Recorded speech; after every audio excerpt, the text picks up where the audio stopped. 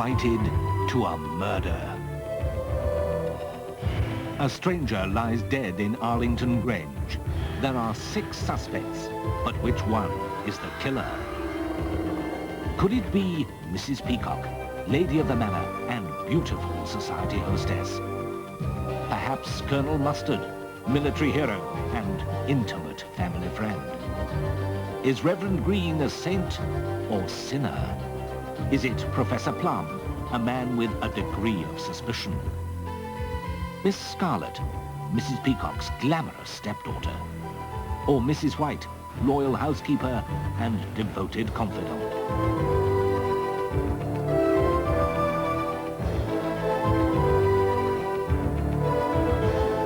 And here is your host for Cluedo, Richard Madeley. Thank you very much.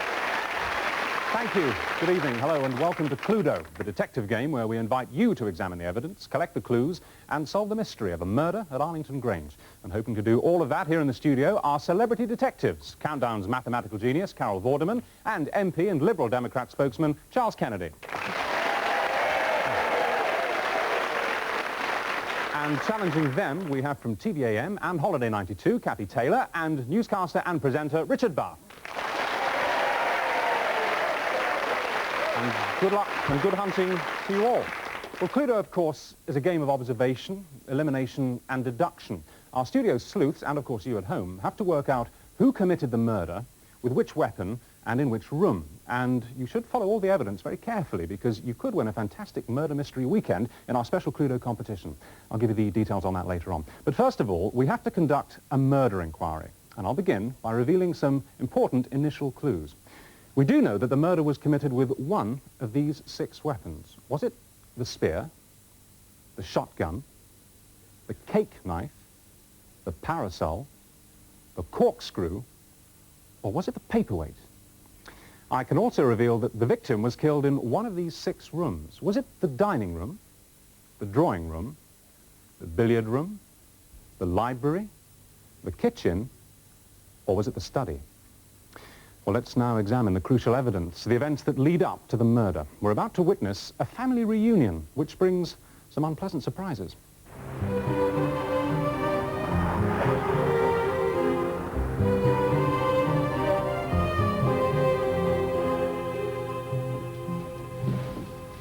Mrs. White. Professor, the floor has been obsession with cleaning this. Oh, is that our visitor? Look.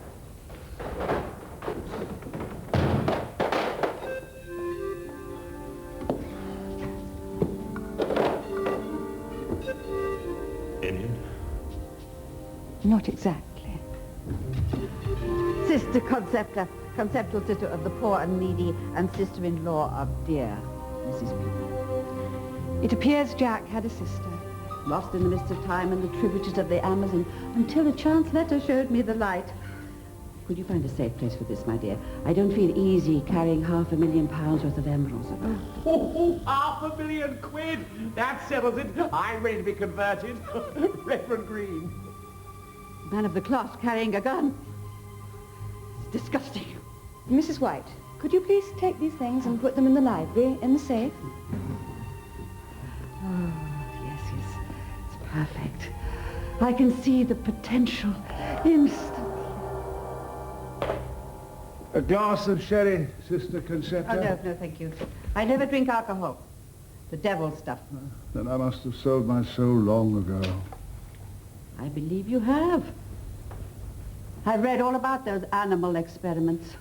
You scientists believe you are God. But the good Lord said, cast out false gods.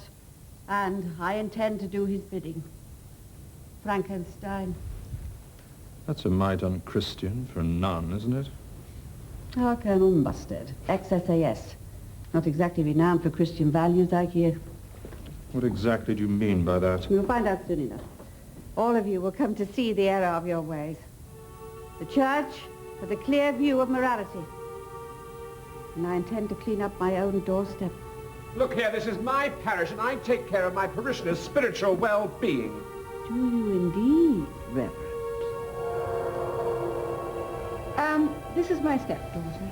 Hi, I'm Vivian. Nice to meet you. Young lady, this kind of attire will not be welcome around here in the future.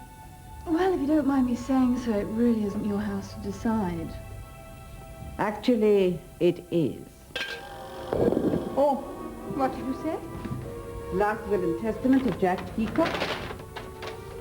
On his death, this house goes to his surviving sister, me. I lost touch with him when we were children. I might never have heard of Arlington Grange if it hadn't been for an innocent letter. And who wrote to you? So you see, Mrs. Peacock, this property is mine. And in your safe there's £500,000 worth of jewels. Everything I need to turn this place into a God-fearing convent. If I find out who started this. What have I done? I presume this belongs to the African Queen. Oh, I suppose I'll put it with the baggage. I'll deal with it.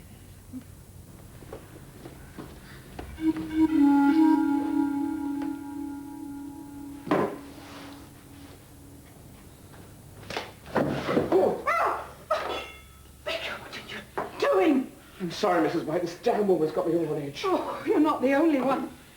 I've never known a nun be so sinister. Yes, there's not room for two banks in this high street. This is spiritual warfare. I'll have to do something. Here, hold this end. This room will make the perfect prayer retreat. Sister, when I read that local history book and found out that you were still alive, I thought it would be a nice surprise for Mrs. Peacock. I had no idea that... Please, couldn't you reconsider? Oh, it's out of the question. But you will be rewarded, my dear, by knowing you have given this house a spiritual rebirth. But Mrs. Peacock's done everything for Arlington Grange, and when she goes, it belongs to Miss Scarlett. Thank you, Mrs. White, but I can speak for myself. Now, if you wouldn't mind leaving us alone, please. You know, I won't be deprived of my inheritance. My dear, you have no claim on this house, and I intend to have you evicted.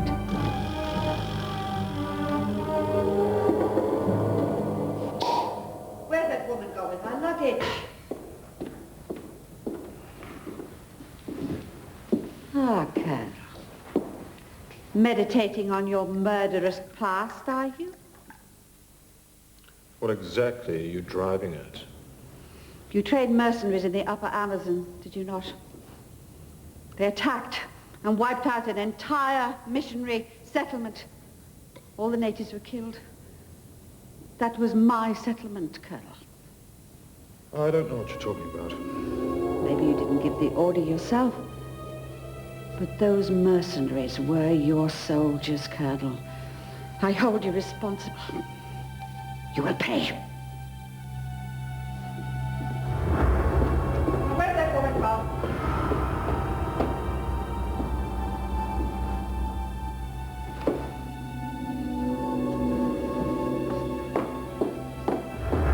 All that I own, all that I built up, taken away from me by this penguin.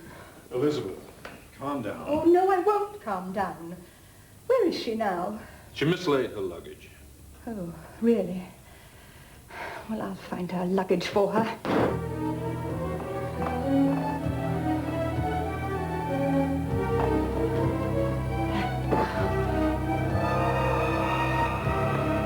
I know who did this.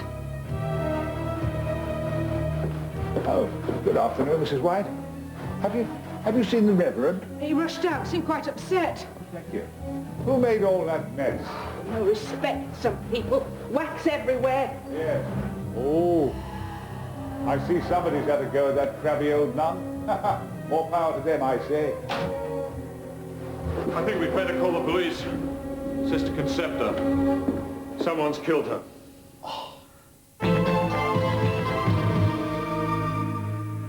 Well, they say old habits die hard, but somebody killed Sister Concepta.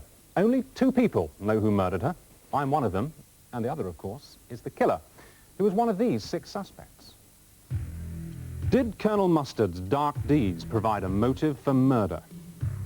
Mrs. Peacock stood to lose her home, so did Concepta have to lose her life? Did Miss Scarlett ensure her inheritance with a policy of murder? did Mrs. White send the sister on a final, fatal journey? To remove a rival, did Reverend Green break the sixth commandment? Or was none minus one the sinister solution for Professor Plum? So there they are, our 6 suspects. 6 possible murder weapons and 6 possible rooms. So, studio detectives, based on the information you've seen so far, I want a gut reaction. Who do you think's guilty? Well, our gut reaction, I think, is it was the library. Mm-hmm. The spear. And Mrs. White. Mrs. White? No. Ridiculous. Doesn't seem to be a very popular choice here. Let's move across to Kathy and Richard. Well, our feeling is that it was done in the billiard room next to the library. Yeah. It was the cake knife, and it was the Reverend Green. The Reverend Green? Ah, 1 or 2 yeses there. Still, not much agreement from our panel here, but don't worry, because we're going to look at much more evidence as we go and move into cross-examination, because this is round 1, and this is where our studio sleuths can cross-examine all the suspects. But before they begin, one more vital piece of information. Only the murderer can lie. All the others are telling the truth all the time. I wonder if they can tell which is which. Anyway, Carol and Charles, would you like to start the cross-examination, please? Yes, well, seeing as we first suspected Mrs. White, I'd like to ask Mrs. White the first question. When Colonel Mustard announced the murder in the hall, and you were on your hands and knees, brushing away at the rug, I believe, do you know how and why the wax had been spilt on the rug? Well, I have my suspicions. Let's put it this way, it was a big footprint. And you'd think a man with that much education could read a notice as simple as wet floor.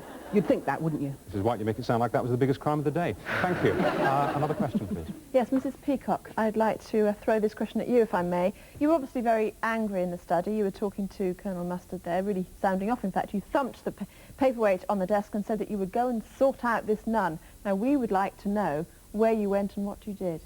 Well, before Colonel Mustard came into the study, I had called my lawyer, who had informed me that indeed this will was completely valid and that there was nothing that I could do about it. And yes, I was very perplexed. I mean, this is my house. As I said, it's my world. It's everything I've built up. And I was very perplexed, and so I decided I would take it up with the woman myself. And I went upstairs to look for her. But I never actually found her, because the next thing I heard was Colonel Mustard when he said that this awful tragedy had happened in our house. All right, thank you very much indeed. Another question. Now, Miss Scarlett, the last time we saw you, it was in the billiard room, and you had the parasol with you. Yes. And Sister Concepta, of course, had just threatened you with eviction. So it was quite a bad occasion. What did you do next, and what did you do with the parasol? I think I just chucked that parasol amongst the rest of her junk, and then I went upstairs and I made quite a few calls. Now, can you tell us who those calls were to, please, Miss Scarlett? Some friends, and one was to my bank manager, because he'd actually forwarded me a loan on my inheritance. It's rather sort of I see, how unfortunate. All right, another question, please, from Kathy and Richard. Well, I want to address a question to the Reverend Green, a shifty character, if ever I've seen one. We last saw you in the kitchen with a shotgun looking very menacing. You'd already been accused by Sister Concepta of being ungodly. Where did you go between leaving the kitchen and departing through the front door? Well, quite frankly, I'd had enough of this nun, and I was quite furious, in fact, very furious. And I went inside of my car, get myself together, and I went round to the front of the house, and I removed every single piece of luggage I could find of hers and left it there in the garden. I'm sorry, I did. It was you? It was. Well, I've never... Right, another question, please, from Charles and Carol. This time we'd like to address Colonel Mustard, if that's possible. When Mrs. Peacock left the study in a rage, what did you do? Well, I stayed in the study. I wanted to glance at the will to make sure Elizabeth was correct. And she was. So then I went through the house looking for her to make sure she didn't get up to any mischief. And that's when I found the body. All right, Kathy, you've got a question, haven't you? Yes, I have, to Professor Plum, if I may. Now, we saw you going into the hall looking for the Reverend Green. You asked Mrs. White where he was. And we would like to know why you were so interested in his whereabouts, and had it got anything to do with those emeralds? No, not at all. Reverend Green and I are very close friends, and he's very knowledgeable about roses, and I'm a bit of an amateur. And I was simply looking for him to ask him his advice about a particular rose bush. That's all. I see, very innocuous. Yes. All right, thank you. We've heard now from all of our 6 suspects, and now our studio detectives have to make a deduction. Now, the best thing, of course, would be a completely correct one. But an entirely incorrect deduction would be almost as valuable, because they will then be able to eliminate a room, a weapon, and a suspect from our inquiries. So, Carol, Charles, can we have your deduction, please? Yes, our deduction is that the foul murder was committed in the library with the cake knife by the Reverend Green. You think the vicar did it? Well, it's not a popular accusation. Why do you think that? Well, we think that the Reverend Green had a motive, but the motive was probably theft, but he was discovered when he was actually carrying out the theft, and they need to move on to murder. All right, Kathy and Richard, let's have your deduction. Well, we've actually moved from the billiard room to the library. We think it was committed in the library. We've also changed our minds about the weapon and the committer of the murder. We're going for the parasol as the weapon. Okay. And that means it has to have been Miss Scarlett. Miss Overdraft? Well, let's just ask you why you think it is that. Is it purely because of that? Exactly it. I mean, she revealed a very clear financial motive. She's in financial trouble. There was a £500,000 worth of emeralds in the safe. Yes. All right, let's just go back to Carol and Charles. Go through your deductions. You say it was in the library, it was the cake knife, and it was the Reverend Green. Definitely. Well, I can tell you at this stage you've got none of those deductions correctly made. And let's move across to Kathy and Richard. You also said the library, well, we know that wasn't it now, the parasol and Miss Scarlett, and I can tell you that you've got none out of 3 as well. You're both completely wrong. All right, let's just take stock here. We can now definitely eliminate the following: the library, the cake knife and the parasol, and, of course, the Reverend Green and Miss Scarlett. You are completely cleared of suspicion, but I would be very grateful if you'd stay here, please, because you may be material witnesses. You may have seen something, you may know something that's relevant to the crime. And there we have to leave our investigation for just a couple of minutes, but we will be back with more evidence concerning the murder of Sister Concepta. So join us again after the break.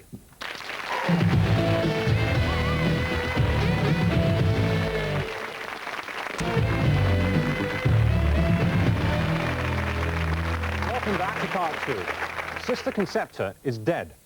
But who killed her? With which weapon and in which room at Arlington Grange? Well, that's what we're trying to find out here. And so far, we've discovered this. We've definitely eliminated the library, the cake knife, and the parasol, and the Reverend Green and Miss Scarlett are no longer under suspicion. So we still have 5 possible rooms, 4 possible weapons, and just 4 possible suspects. In a moment, our studio detectives will continue to question those suspects and the 2 witnesses. But first of all, we have to examine some very important new evidence that's come in. We begin in the library, where Mrs. White is putting the jewels in the safe. £500,000. I wonder who the old witch knocked over the head to get that. What's she mean about the potential of the house? Bad news, whatever it means. Mark you. This woman is trouble.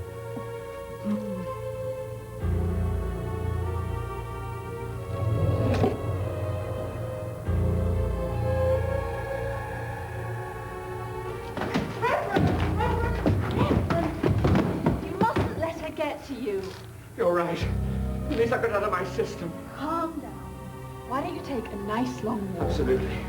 It's a battle of wits, and I've got to get mine about me.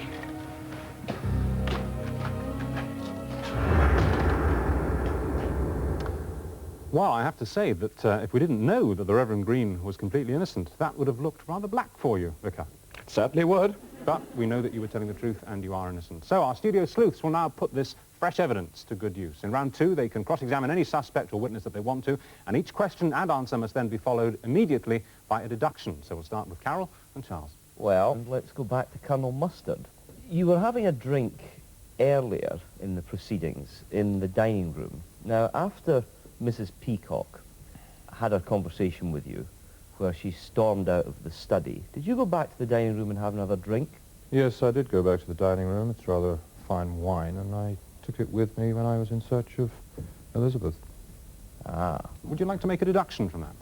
We think that, therefore, it was the dining room, the corkscrew, and it was the devilish Colonel Mustard. You are thinking it's Colonel Mustard. Now, and so does the gallery. All right, you've said the dining room, the corkscrew, and Colonel Mustard. You've done a good elimination because none out of 3 again. None out of 3. All right, let's take stock of the situation now. In addition to those eliminations we made in round one, we've also now eliminated from our inquiries the dining room, the corkscrew, and of course, Colonel Mustard. But we still have 4 possible rooms, 3 possible murder weapons, and 3 remaining suspects.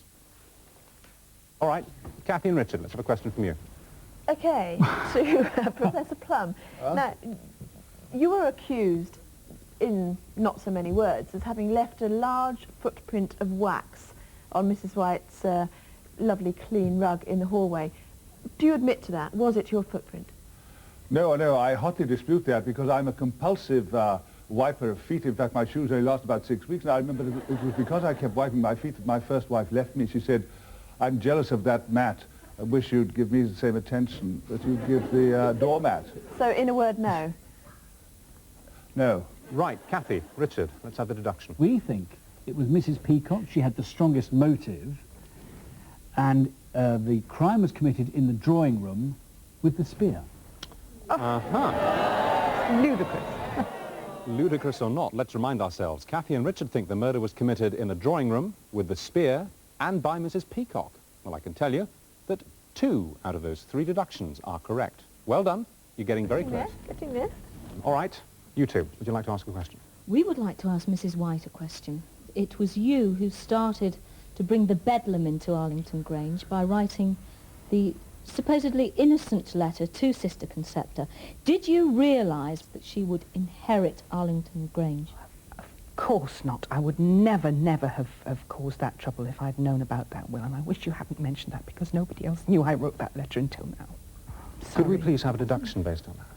Yes, I can imagine that Mrs. White is a bit distressed that that's come to light. Yes. That may well be the opening we've been looking for. I think on the basis of this we deduce that it is in the drawing room, that it did involve the spear, and that it was committed by Mrs. White.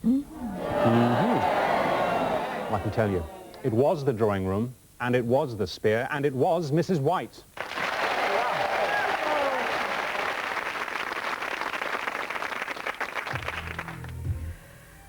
Yes, I did it. I was just trying to help Mrs. Peacock and the house. I started it all with that letter, so I felt I had to stop it.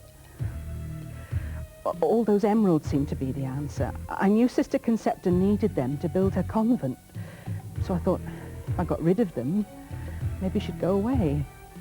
I stole them, and I hid them in the drawing room. I thought no one would look in there with a wet floor. But when I went to check that they were safe, she caught me red-handed. She threatened me with that spear thing, and well, I fought back. I couldn't help myself. I tried to cover my tracks as best I could. I forgot about the damn wet wax on the drawing room floor.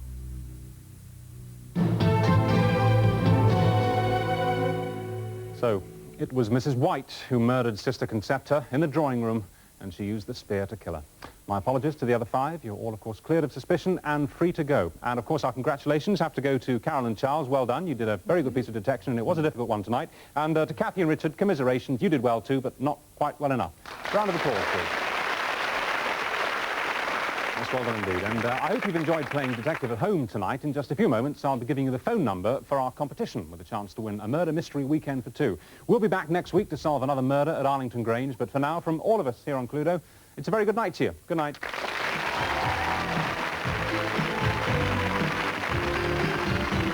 To enter our special competition, phone 0891 606 707. The lines are open until midnight Tuesday. Just answer a simple question based on tonight's programme, and you could win a murder mystery weekend for 2.